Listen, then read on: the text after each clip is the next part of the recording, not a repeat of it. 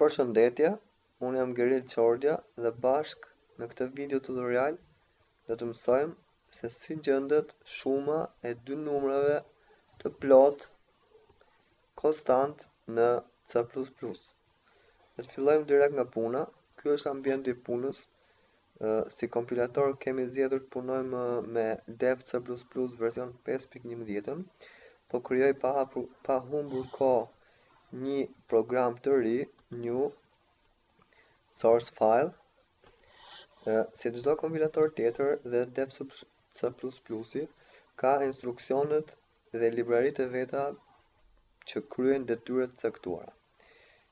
Një nga libraritë e C++-it që kryen ekzekutimin është include iostream.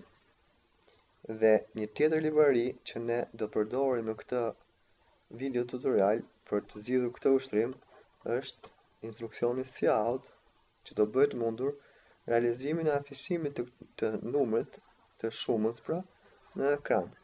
Fillojmë pa humbur kohë me librarinë e parë.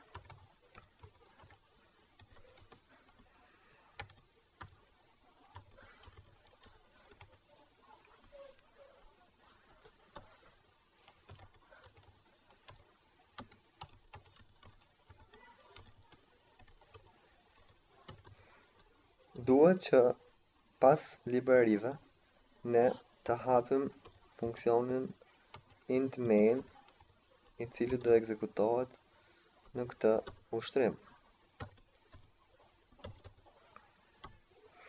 Meqense ne do të gjejmë shumën e dy numrave konstant, duhet që fillimisht të deklarojmë ato dhe të japim vlera konstante. Për të deklaruar një variabël në gjuhën C++, vendoset tipi i variablit integer në këtë rast dhe emri i variablit që do mbaj këtë numër. Vlera që po vendos numrit të parë është 3. Kështu deklaroj dhe numrin e dytë me vlerë 4. Meqense shuma e këtyre dy numrave do ruhet në kompjuter, duhet që të përdorim dhe një variabël tjetër integer, në këtë rast integer shuma, cila fillimisht do jetë 0, pasi ne nuk kemi filluar të bëjmë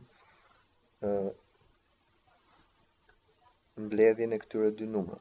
Pra, parimisht variabli shuma do jetë null, do jetë bosh. Po shpreh shumën si variabël të barabartë me numrin 1 plus numrin 2. Pra, këtë rast numri i parë dhe numri i dytë janë 3 dhe 4 dhe ne presim që shuma të jetë 7. Një detaj tjetër që ne do ta përdorim në C++ është komenti.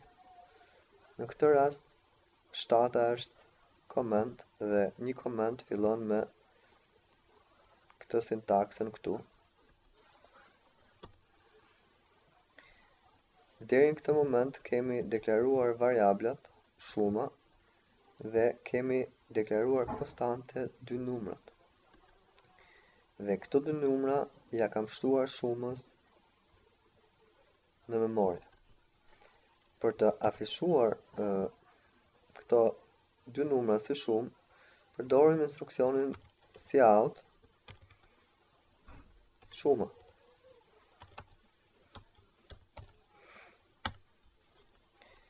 Për të bërë një koment, për shembull shuma është, duhet që të vendosim tekstin në thonjza dyshe.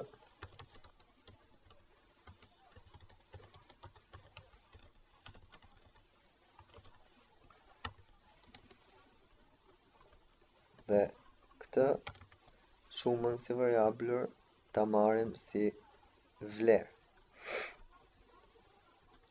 Qofse ne i japim compile këtij kodi, dhe e ruajmë si ushtrim trash. Ushtrimi do na ekzekutohet dhe do na dalë në ekran, pra shuma e dy numrave është 7.